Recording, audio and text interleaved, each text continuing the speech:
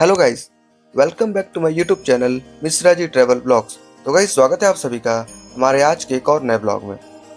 तो गाइस, जैसा कि आपने मेरे पुराने वीडियोस में देखा था कि हम श्री माता वैष्णो देवी की यात्रा पर निकले हुए थे और अपनी यात्रा को इसी तरह जारी रखते हुए, माता का जयकारा लगाते हुए, हंसी और मस्ती उल्लास के साथ अपनी यात्रा को कंटिन्यू कर रहे थे।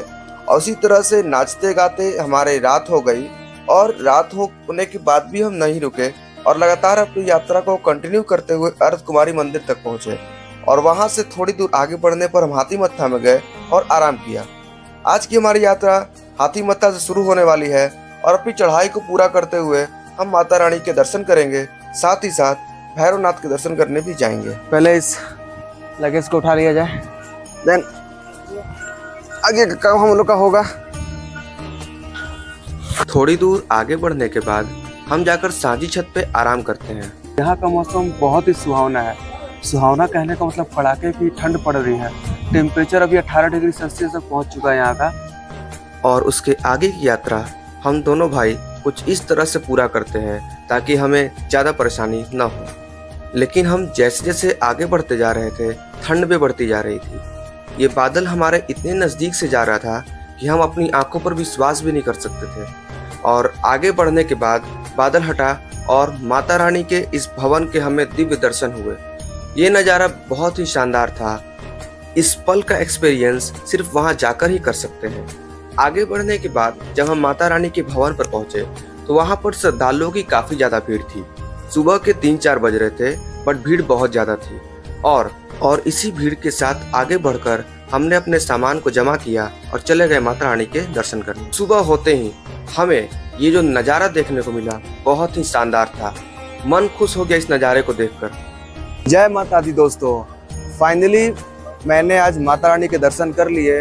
कल रात बहुत मुश्किल चढ़ाई के बाद सुबह 4 बजे के आसपास मैं यहाँ पहुँचा था और उसके बाद मैंने 5 बजे तक दर्शन कर लिए थे और अभी थोड़ी रोशनी आ गई है और यहाँ का सुनहरा जो मौसम है वो भी दिखाई दे रहा है। मैं आपको एक बार नज़दीक से दिखाता हूँ। आप देख सकते हैं कि यहाँ पर ये जो बादल है इस तरह से पहाड़ों को घिरे हुए हैं और माता रानी का ये पावन दरबार मैं जूम करके आपको दिखाता हूँ। काफ़ी सुंदर ये माता रानी का दरबार है। इसी देखने के लिए इतनी मेहनत, इतनी कष्ट करके हम यहाँ पहुँचे थे और फाइनली हम सफल भी हुए। जैसे जैसे दिन चढ़ता गया, माता रानी के दरबार में भीड़ भी बढ़ती गई। लोगों की संख्या बहुत ज़्यादा हो गई थी। हमने तो सुबह में ही दर्शन कर लिया था और माता रानी के दर्शन करने के बाद हम चले गए श्री माता वैष्णो देवी श्राइन बोर्ड के तहत भोजनालय में, जहां पर हमने काफ़ी सस्ते रेट में भोजन किया। आइए सारे प्राइस लिस्ट जो है यहाँ के मैं आपको मेंशन कर देता हूँ, आप वीडियो को पॉज करके देख सकते हैं। और ये शक्ति भोजनालय है जो कि माता रानी के दरबार में है। दोस्तों, जैसे जैसे दिन चढ़ता जा रहा है यहाँ पर श्रद्धालुओं की भीड़ बढ़ती जा रही है।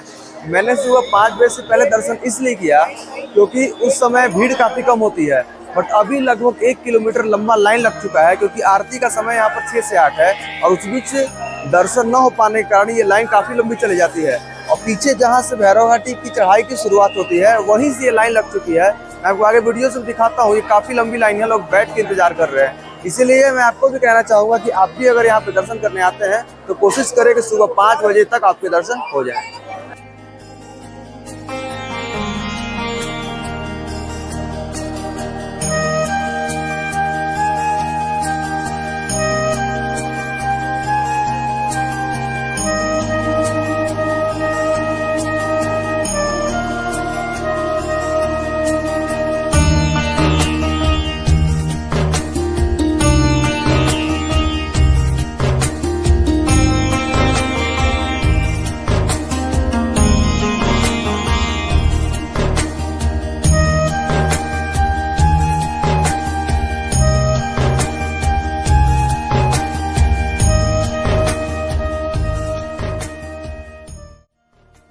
माता रानी के भवन के थोड़े से पीछे से ही भैरव घाटी जाने की रास्ते की शुरुआत होती है और यहाँ से उसकी दूरी लगभग 2 किलोमीटर है।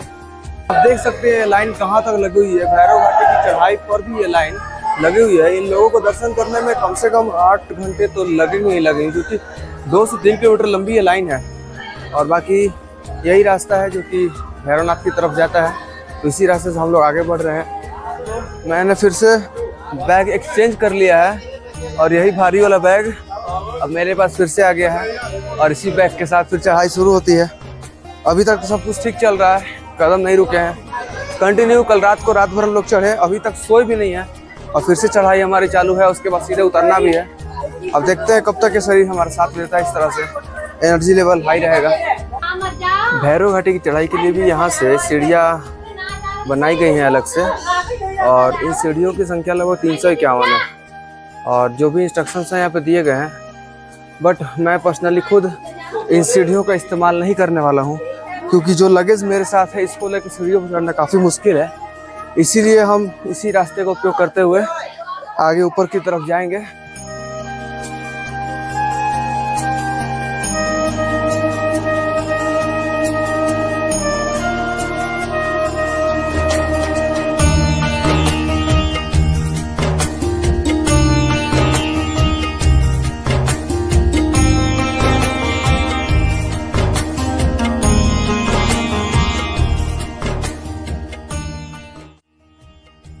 भैरव घाटी की चढ़ाई में आपको इस तरह के सुंदर सुंदर नज़ारे देखने को मिलेंगे।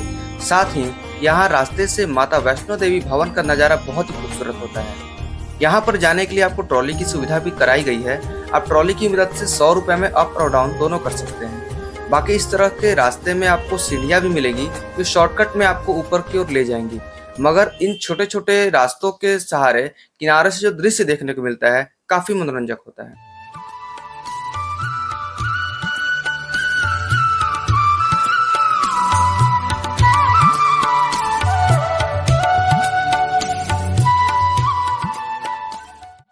भैरव घाटी में ऊपर पहुंचते ही आपको माता वैष्णो देवी श्राइन बोर्ड के भेंट शॉप मिलेंगे, जहां पर काफ़ी सस्ते रेट में आपको यहां पर प्रसाद उपलब्ध करा दिए जाएंगे।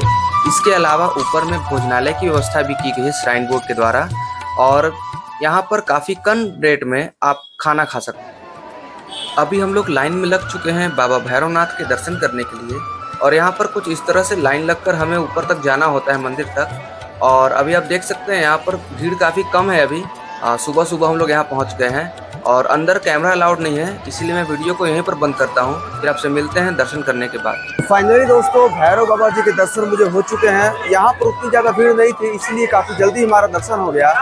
अब ये जो पीछे आप रास्ता देख रहे हैं ये वापस हम मिले जाएगा, बट उससे पहले हम चलेंगे उस साइड जो वहाँ पे व्यू लोकेशन है वहाँ पे चलने वाले हैं।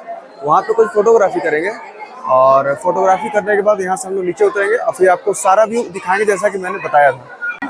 दोस्तों ये यहाँ का व्यू पॉइंट है, यहाँ से बहुत ही सुंदर नज़ारा दिखाई देता है। मैं अभी आपको वो सारे नज़ारे दिखाने वाला हूँ, तो देख लीजिए पहले यहाँ पे कितनी भीड़ है। सारे लोग सेल्फी वीडियोस फोटोज निकालने में ही लगे हुए हैं क्योंकि यहाँ का दृश्य ही कुछ ऐसा है। मैं आपको कुछ सीन्स दिखाता हूँ।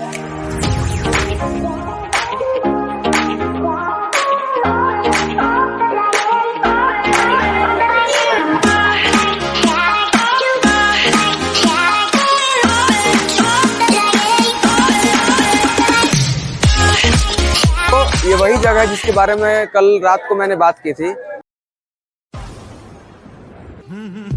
हे आहा हा हा, यहाँ कल क्या हो जिसने